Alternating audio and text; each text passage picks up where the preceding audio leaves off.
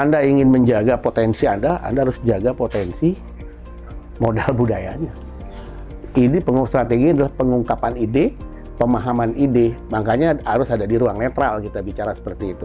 Saya tahu semuanya di DPD itu adalah suatu hal, ini under house, lower house ya. Tapi apakah salah pengungkapan ide saya ini untuk dicerna dan untuk diperjuangkan secara bersama? Untuk mengingat, nah ini, budaya, kalau pengertian saya itu dulu istilahnya budaya Nusantara itu adalah puncak-puncak budaya-budaya daerah kan gitu istilahnya. Masing-masing daerah itu punya potensi seperti itu.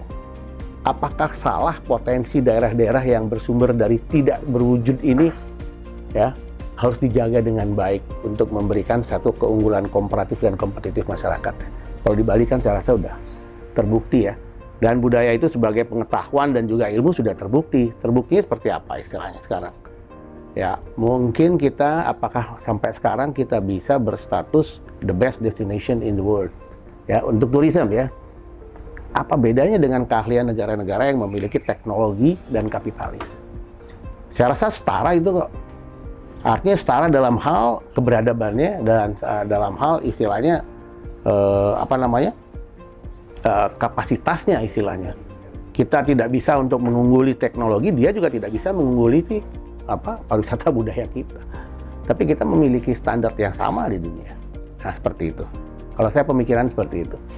Jadi itu yang strategi itu yang saya pergunakan sebagai pengungkapan dan daya tangkap kita sekarang kepada semua. Tadi makanya saya katakan kalau kita berbicara di wilayah netral ya, mungkin ide ini bisa ditangkap dengan baik. Makanya saya bilang kerja kita, tak bisa kita sendiri. Jadi ide ini kita bisa tangkap semuanya ya, mau di komite 1, komite 4, nanti di DPR mau komisi 1 sampai komisi 9 silakan. Karena kalau kita bicara masalah modal budaya, itu bicara dari 7 unsur itu semua. Ya, yang tadi ditanyakan istilahnya, apakah menjaga budaya Bali? Iya, jelas kita menjaganya, konsepnya jelas. Istilahnya. Bukan perang kita konsepnya yang nggak jelas gitu lah istilahnya. Ya, kayak sekarang mana segala macam ya, kan nggak begitu jelas. Jadi itu. Jadi kenapa kita ada hal suatu kesetaraan ya itu. Jadi bukan saya yang berbicara itu istilahnya saya menganalisa 2021 pendapat Pak Menteri, Pak Sandiaga Uno, ada penghasilan 20 miliar dolar US dari pariwisata, devisa pariwisata ya. Dan 50%-nya ada dari Bali. Dan ini sebagai penyumbang pendapatan negara kedua setelah pendapatan dari dari migas dan segala macam. Berarti kan saya lihat kan di sini potensinya sama, menyumbang pendapatan negara dan perlakuannya juga harus sama sebenarnya. Nah itu aja. Ya, jadi kalau DPD saya tahu seperti ini nggak mungkin lah saya ngomong sendiri. Tapi apakah salah saya sebagai DPD untuk mengajukan ide budaya sebagai modal dan kesetaraannya terhadap sumber daya yang berwujud? Ya. Jadi kalau ada yang merasa berkepentingan seperti itu, silakan kita akan mengajukan hal itu secara baik dan sekarang gimana kita bersama untuk bisa mendapatkan goodwill yang lebih besar, goodwill politik yang lebih besar dari pusat. Seperti itu. Itu aja hasil sirekap kan memposisikan di posisi pertama ya. Itu yang paling pertama mengucapkan selamat siapa? Begini ya, artinya Tianeka Astungkare lah, udah betul ya. Jadi saya mengucapkan terima kasih yang sebesar-besarnya kepada seluruh masyarakat, pemilih dan semua. Saya sudah nggak jelas ya. Yang mengucapkan terima kasih yang pertama kali itu saya nggak jelas ya. Itu bukan dari keluarga aja, sampai tadi pun saya membalas terima kasih orang itu belum selesai. Jadi karena kita tahu semua ini masih dalam suatu proses perhitungan dia, ya, masih dalam proses perhitungan. Jadi ya. Percaya kalau belum diketok gitu. Keyakinan ada ya, cuman kita jangan terlalu overlapping lah, ya kan istilahnya overlapping. Ya optimisme harus kita nggak boleh nggak optimisme dalam hal ini.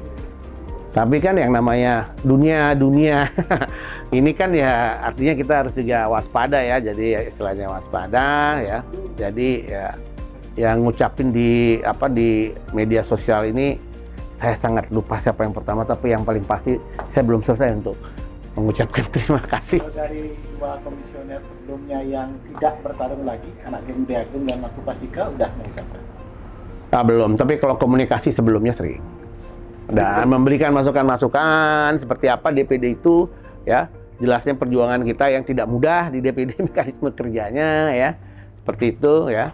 Karena ya makanya saya katakan tadi, ya. Artinya ya potensi kita yang betul-betul tadi untuk menjaganya seperti apa. Kalau menjaganya hanya menjaga di menjaganya hanya di kandang sendiri tanpa ada sesuatu kandang yang kuat ya susah juga istilahnya kan ya. Jadi nggak kelihatan istilahnya seperti apa. Dan kita kan nggak boleh bersama, tapi peluang itu kan ada ya, kata-kata peluang itu kan ada ya. Jadi istilahnya menggali potensi itu kan ada, peluang kata-kata itu kan ada di undang-undang, menggali potensi.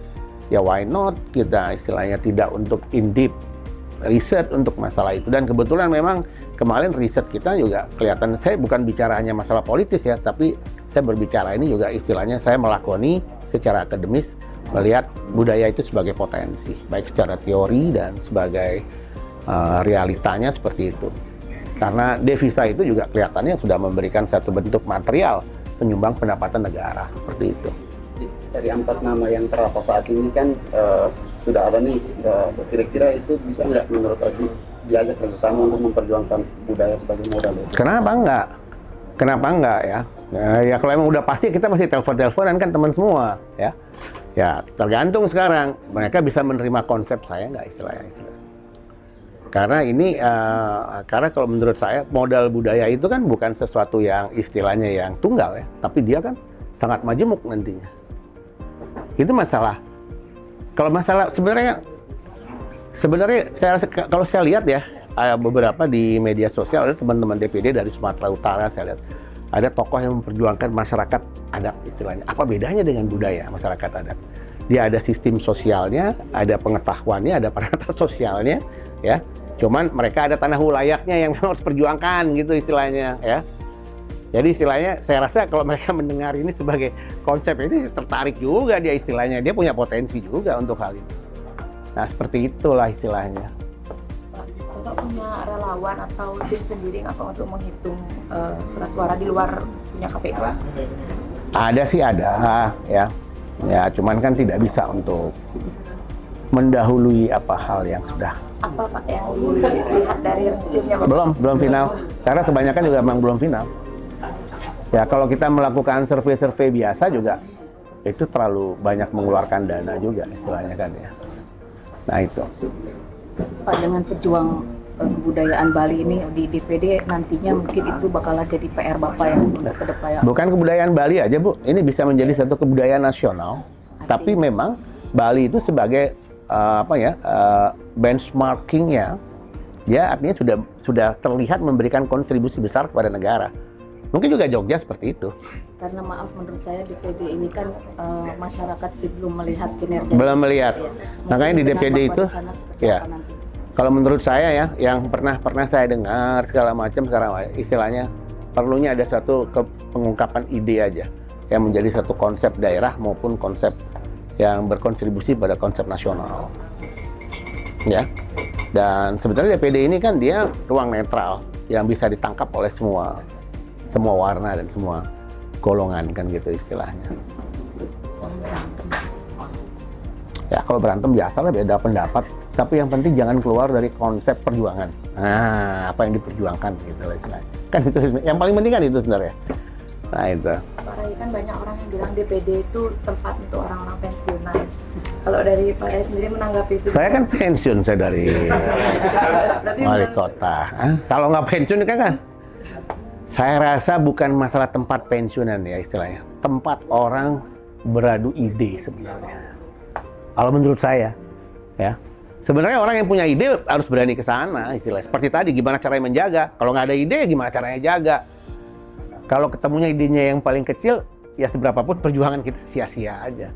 Kita jadi hanya mencari popularitas saja istilahnya. Dan ide itu harus diwujudkan dengan undang-undang tadi. Dan ide itu harus diperjuangkan, ya. Harus bisa memberikan dorongan goodwill kepada pemegang hak untuk menjadi undang-undang. Jadi usia itu nggak masalah kalau untuk di DPD. Semasih ide itu ada, ya. Kayak apa itu? Kentucky umur 70 baru oke dia kan. Jadi ya artinya ide itu saya rasa itu hal yang sangat penting. Setiap partai juga dari ide kan, ideologinya apa, macam-macam seperti ide-ide semua kan. Saya sih hanya itu aja ya, artinya saya hanya lihat di sini kok ada potensi yang besar sekali ya. Ya kebetulan memang saya latar belakang saya sebenarnya seorang ekonom, tapi saya juga mempelajari kebudayaan kan dalam hal itu. Saya kembali kepada ekonomi budaya juga terakhir. Saya lihat kok istilahnya kita itu berbicara potensi, apakah kita memang banyak atau kita memang sekarang ini memang paradigmanya pola pemikiran di global itu hanya kapitalis saja, material aja. Apakah seperti itu sehingga ada channel-channel ekonomi yang lain ini diabaikan gitu istilahnya. Ya ini kan perlu ada satu pemikiran-pemikiran, pembuktian-pembuktian seperti apa. Ya kemarin itu kan kita lihat pada waktu penelitian LPD itu kok ada hal yang memang harus dipertimbangkan. Hybrid dia di sana. Ada profit dan ada benefit. Jadi benefit ada social value yang ada memang harus dipertimbangkan gitu istilahnya di sana. Tuh. Jadi Metro kan lagi belajar S3, dia kan sebenarnya nanti dia membahas itu nanti dia. Mungkin terakhir itu Pak terakhir, ini kan sebenarnya narasi memperjuangkan uang Bali dari devisa pariwisata. Bukan masalah uang aja. Ya, tapi kan maksudnya ide itu kan sudah muncul juga sejak 10-15 tahun lalu. Tapi faktanya sampai sekarang, sampai terakhir juga ketika ada revisi undang-undang perimbangan keuangan pusat dan daerah, klausul itu untuk memasukkan budaya non benda, budaya tidak berwujud seperti pariwisata kan tidak pernah bisa goal diperjuangkan.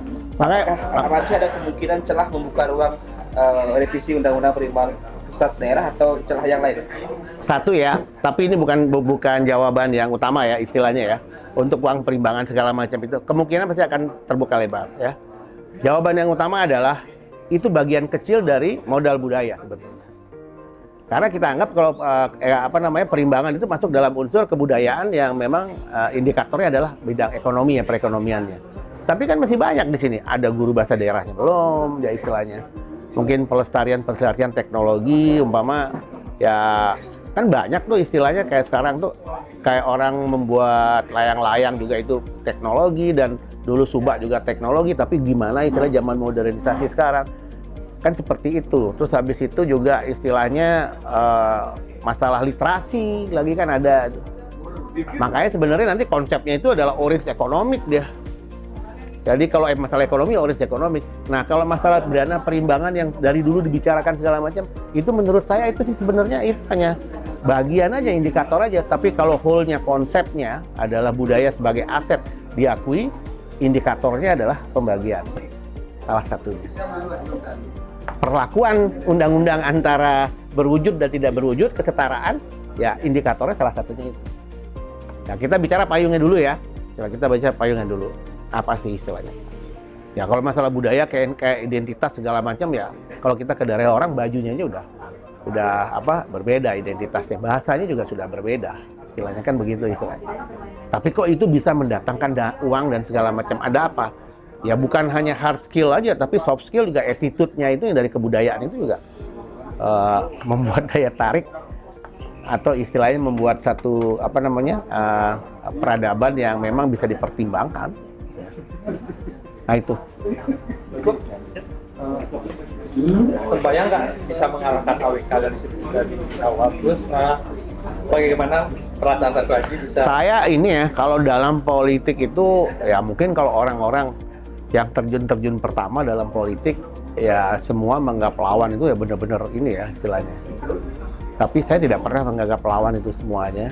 Tapi kita gimana caranya untuk mengungkapkan isi pikiran dan isi hati kita kepada masyarakat. Saya rasa itu akan memberikan satu manfaat atau benefit kemenangan bagi kita istilahnya. Kalau menurut Yang ya istilahnya ya. Ini kan modal untuk bisa dikatakan nanti ajang pilgub gitu. Kalau ada suatu saat nanti partai yang memilih Satu Haji pun Nabi. Nah, itu kan kata satu saat ya. Kalau saya semua tidak masuk dari 4 besar mau bilang apa? Kalau saya sekarang nggak masuk dalam 4 besar mau bilang apa? Ini kan sudah artinya. Ya kan belum, itu kan baru berkira-kira, belum ada keputusan KPU, sama aja. Kalau memang nomor 1 tetap. Nanti setelah ada penetapan ya, kita tidak akan pernah berpikir seperti itu. Kita baru bisa bicara lebih lanjut seperti apa itu istilahnya. Kalau sekarang ngomong kan nggak bisa dong, Pak. Gimana caranya kita menentukan? Dan satu lagi tuh, kan 5 tahun terakhir ini apa bisa dibilang off dari pemerintahan lah, tempat pemerintahan. Belum 5 tahun, tahun 2021. Oh, iya. Apa mungkin tips atau strateginya sebenarnya supaya bisa mempertahankan suara ini akhirnya sampai sekarang masih setia gitu pendukung? Saya memang pada waktu saya selesai 2021 memang nggak pernah berhenti ya. Saya kebetulan memang saya menyelesaikan S3 saya dulu satu. Makanya saya bisa bicara budaya itu sebagai aset ya. Sama sih sebenarnya sama Widiana sama mahasiswa sama dia waktu itu. Ya, terus abis itu ya kita masih tetap diundang kalau ada kegiatan mahasiswa ya sebagai narasumber, terus ada anak-anak kreatif segala macam ya itu ya kita sebagai narasumber. Jadi mungkin mereka ada kedekatan emosional memang. Mungkin mereka membaca pikiran saya dari dulu itu seperti apa gitu loh. Ya apa saya udah umur segini ya saya kan harus memberikan kontribusi pemikiran aja dan experience aja kepada mereka untuk mereka lebih bisa berkembang ya. Ya apalagi mereka sudah tahu ya bagaimana karir saya, bagaimana mungkin kelemahan dan kebaikannya mereka udah tahu semua lah. Sehingga mereka terus mengundang seminar segala macam.